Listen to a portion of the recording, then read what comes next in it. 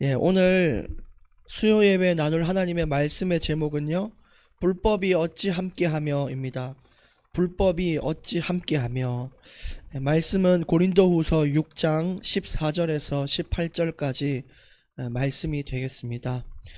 여러분, 이제 우리는 하나님의 자녀로 평생을 살아갈 거잖아요.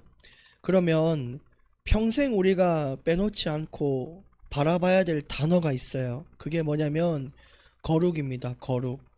거룩은 구별되었다라는 뜻인데, 세상과 구별돼서 세상과 다른 방법으로, 방식으로 그렇게 살아야 될 존재가 바로 하나님의 자녀 백성입니다. 그러면 다른 방식이 뭘까요? 바로 그것은 성경의 말씀이죠.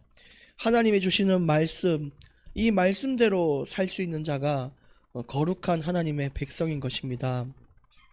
하나님이 그렇게 말씀하셨어요. 내가 거룩하니 너희도 거룩하라. 우리는 하나님을 닮아 살아가야 되는 자들이기 때문에, 하나님이 거룩하기 때문에 우리도 거룩하게 마땅히 살아야 됩니다. 근데 그 거룩이 우리 스스로 지키려고 해도 잘 안 될 때가 있어요. 세상의 유혹과 또 우리 안에 있는 남아있는 죄의 본성들은 자꾸만 말씀 반대로, 내가 편한 대로, 또 세상에서 인정받는 대로 살려고 하는 그런 성질이 있거든요. 그래서 우리 안에 거하시는 성령께서는 우리가 거룩하게 살도록 계속해서 끊임없이 탄식하며 기도하시고 우리를 돕고 우리를 거룩하게 성화시키는, 변화시켜 나가는 사역을 하고 계신 것입니다. 그래서 여러분, 이 거룩이 없다는 것은 사실 구원과 상관없는 사람이고요, 천국과 상관없는 인생이 그런 사람들이에요. 그래서 세상 사람들을 보시면 여러분, 전혀 거룩하지가 않습니다. 하나님이 필요 없고요, 하나님의 뜻을 알 필요도 없고, 성경대로 살 필요도 없어요. 그냥 자신이 원하는 대로 살면 되죠. 그들이 봤을 때 주일날 아침에 잠을 줄여서 예배 오는 것이 낭비로 보이기도 하고요, 자신의 배를 불리는 데 힘을 쓰지 내가 가진 것을 나눌 생각을 잘 하지 못해요. 그러나 그 중에도 극히 일부는 베풀기도 하고 봉사도 하는 사람들이 있지만, 대부분의 사람들은 그렇게 살지 않습니다. 그러나 모든 그리스도인들은 어떻게 살아야 되냐? 베풀고 살아야 되고, 말씀대로 살아야 되고, 예배의 인생을 드릴 수 있어야 됩니다. 그게 거룩이에요. 경험을 앞세워서 자신의 뜻을 이루려고 하고, 문제가 왔을 때 경험을 앞세워서 그렇게 살려고 하는 것이 세상 사람들인데, 하나님의 자녀는 달라요. 문제가 왔을 때 내가 당장 해결할 수 있어도 하나님께 먼저 질문하고 기도하는 것, 그게 바로 거룩한 인생이라는 것입니다. 다윗이 그렇게 살았잖아요. 우리가 이제 새벽 기도 때 시편의 말씀을 통해 이 사람은 정말 거룩한 자구나를 볼 수 있었던 것처럼 우리도 그렇게 살아야 돼요.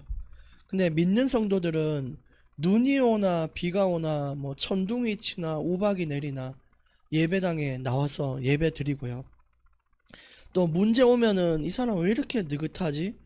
이렇게 생각하는데, 사실은 하나님이 주시는 마음의 평안 때문에 그렇게 크게 두려워하지 않고 계속 기도하는 모습을 볼 수 있어요. 그것이 바로 이제 거룩한 인생이에요. 내가 내 마음에 있는 말, 행동, 감정들도 세상 사람들은 그냥 막 질러요. 막 이렇게 해서 그래야 자기가 좀 뭐가 되는 것 같고 짓밟고 자기 마음이 후련한데, 우리는 마음이 후련하지 못해도 그런 걸 삼가해 가면서 하나님의 영광을 위해 사는 거, 그게 십자가의 길이고 거룩한 길입니다. 그리고 여러분, 이런 경험을 해보신 적이 있을 거예요. 힘들 때 하나님을 믿지 않는 사람에게 내 고민을 상담하는 것과 믿는 자에게 내 고민을 상담할 때 돌아오는 답변의 차이는 굉장히 크다라는 것입니다. 그래서 전에 같이 또 교회를 섬겼던 청년들이나 우리 집사님들 보니까 하시는 간증이 그래요. 예전에는 친구들하고 노는 게 너무너무 기쁘고 그랬는데 요즘은 별로 기쁘지가 않다 그러면서, 가봤자 세상 얘기만 자꾸 하고 별로 뭐 도움이 안 되는 위로만 하고 이렇게 얘기를 하는데, 믿는 성도들끼리 만나면 같이 축복해주고 기도해주고 성경에서 답을 찾아주고 결국 다시 일어설 수 있는 하나님의 그 말씀으로 답변을 한다는 거예요. 그러니까 그것이 믿는 자들에게 필요한 거잖아요. 근데 그렇지 않은 사람들과 어울리게 되면 어떻게 되냐면 자꾸 내 영혼을 갉아먹는 소리만 듣고 또 그들의 인생을 바라보며 나는 왜 저렇게 못 살지 하는 좌절감과 비교감만 들고, 그러다가 또 싸움이 나면 우리는 성경대로 서로 화목하기 위해 애쓰고 기도하고 그렇게 서로 양보하고 희생해서 다가가지만 거기서는 자신의 자존감을 내세워야 되기 때문에 뭐 나 안 본다고 끝 이런 식으로 자꾸 사는 거니까 인간관계가 참 무섭죠.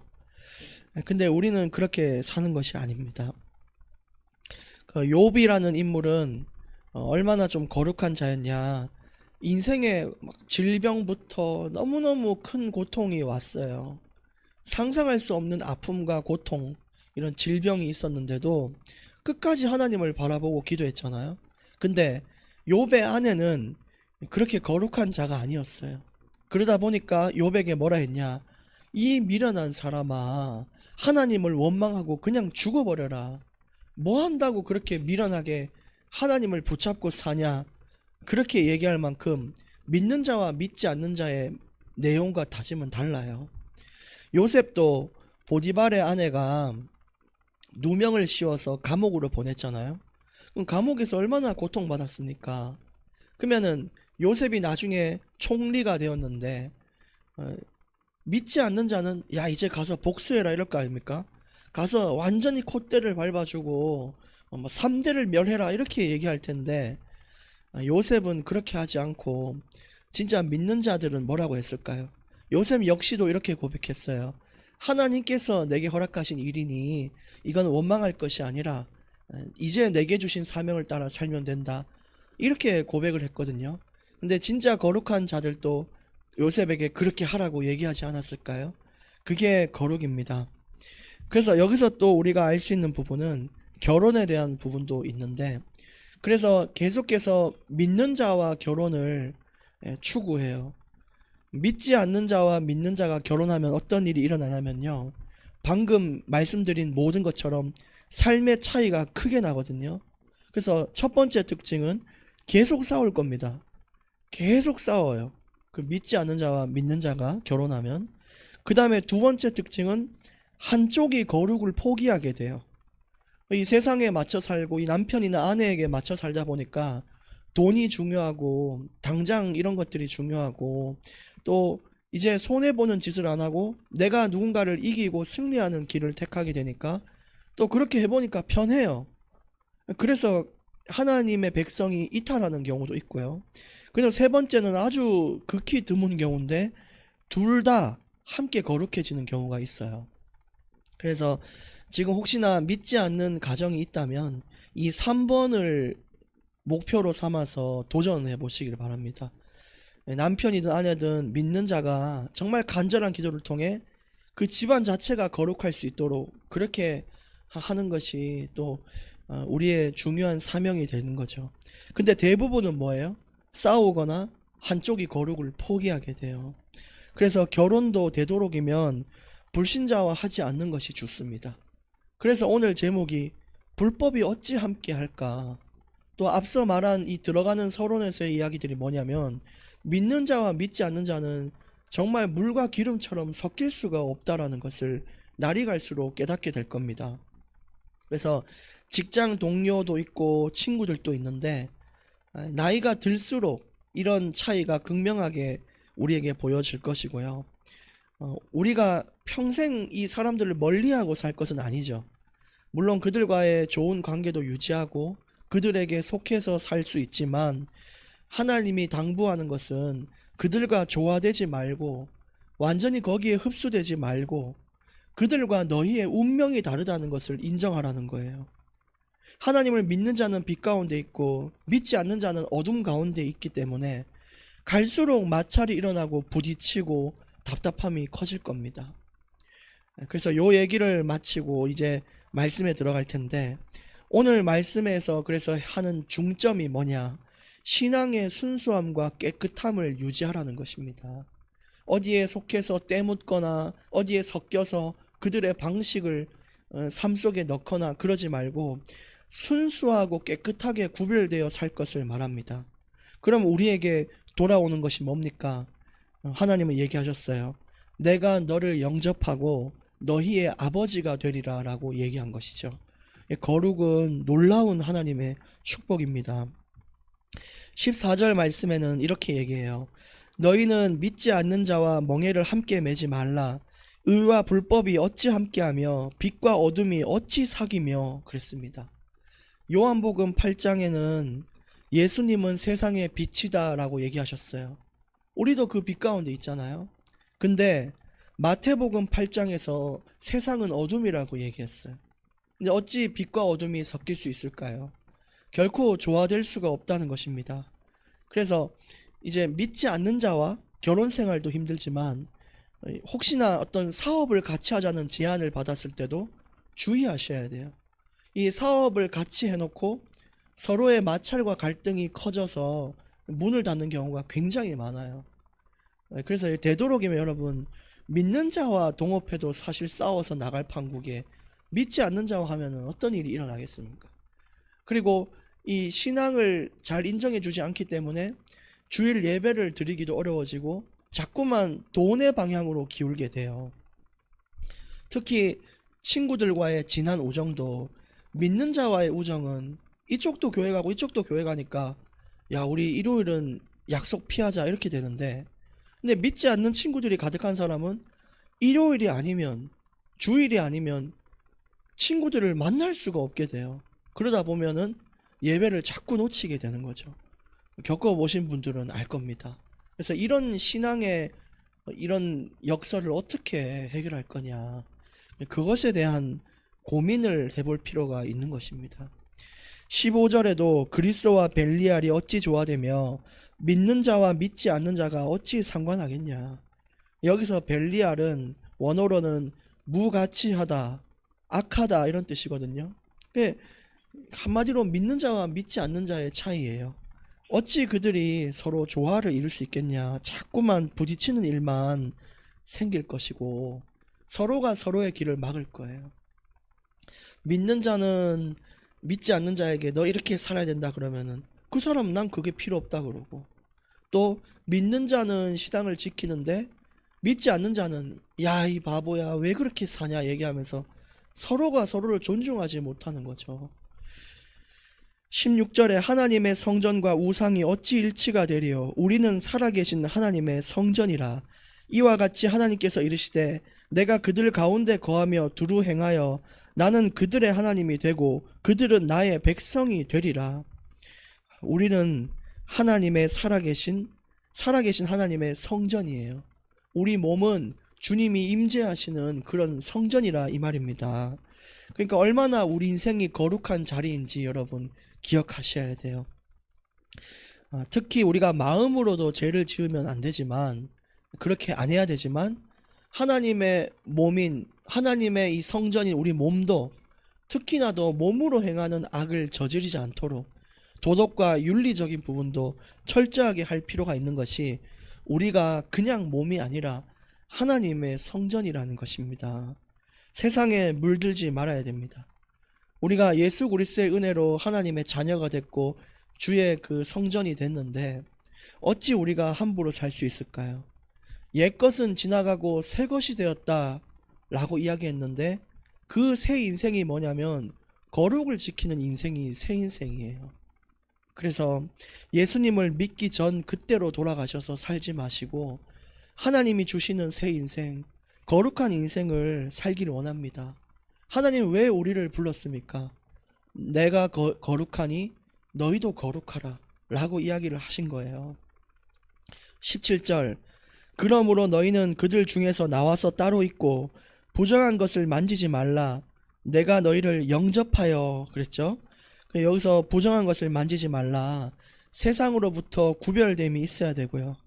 음란, 방탕, 우상, 타락, 범죄, 거짓, 아첨, 방종, 또 말씀과 반대되는 모든 삶, 그것으로부터 끊어버리라고 신신당부를 하고 계신 거예요. 여러분, 우리는 구별된 자입니다. 정말 예배는 소중한 거예요. 우리는 하나님만 바라봐야 돼요. 너무너무 소중한 거예요. 그게 거룩입니다. 거룩. 남들이 기도 안 하고 막 밥 먹고 해도 우리는 하나님께 늘 감사하다고 기도하고 그렇게 밥 먹고, 남들은 다 그냥 살아도 우리는 다 하나님의 영광이다 얘기하고 살고, 그게 거룩입니다.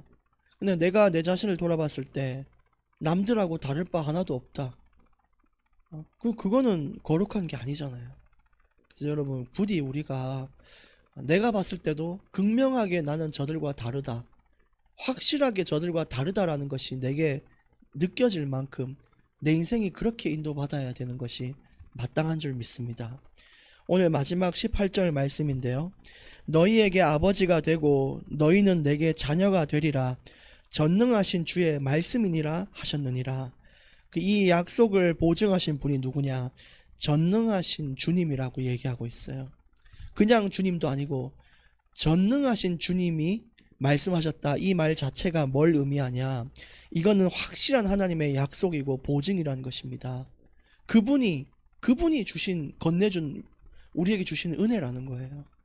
그래서 거룩하게 살면 어떻게 된다 그랬죠? 내가 너희를 영접하여 너희의 아버지가 되고 너희는 나의 자녀가 될 것이다. 그게 그 거룩이라는 것입니다. 그래서 오늘 결론 말씀을 드리겠습니다. 여러분, 우리는 부정한 것과 거룩은 함께 할 수 없다는 걸 알아야 돼요. 함께 할 수 없어요. 그래서 하나는 포기할 수 있어야 됩니다. 내가 지금 부정한 것도 갖고 있고 거룩도 갖고 있다면 하나를 택하십시오. 부정한 걸 택한 자는 부정한 응답을 받을 겁니다. 저 세상의 어둠과 같은 결과를 맞이할 것입니다. 그러나 거룩을 택한 자에게는 하나님이 우리의 아버지가 되고 나는 그의 자녀가 되는 길이 열릴 거라고 전능하신 주님이 말씀하셨어요. 그래서 부탁드리고 싶은 3가지가 있는데, 첫 번째는 되도록이면 믿는 자들과 어울리시기를 바랍니다. 되도록이면 뭐 교단, 교파 상관없어요. 그냥 정말 하나님을 사랑하고 예수님을 믿는 자, 그들과 어울리시기를 바랍니다. 두 번째는 만약에 하나님이 싫어하는데 내가 그들과 함께 하고 있는 것이 있으면 피해야 돼요. 그 믿지 않는 자들 무리 가운데서 우리가 같이 생활할 때가 있잖아요. 그들이 가지고 있는 전통과 문화 중에 하나님이 정말 싫어하는 문화나 전통이 있다면 그것을 끊어낼 수 있어야 됩니다. 그게 거룩이에요. 만약에 믿는 자가 7명이고 믿지 않는 자가 7명이고 믿는 자가 1명인데 그게 나다. 그 사이에 끼어서 나는 결국 그들을 따를 수밖에 없잖아요. 근데 하나님께 지혜를 간구하셔서 만약에 그게 독서 모임이다, 끊어낼 필요가 없죠.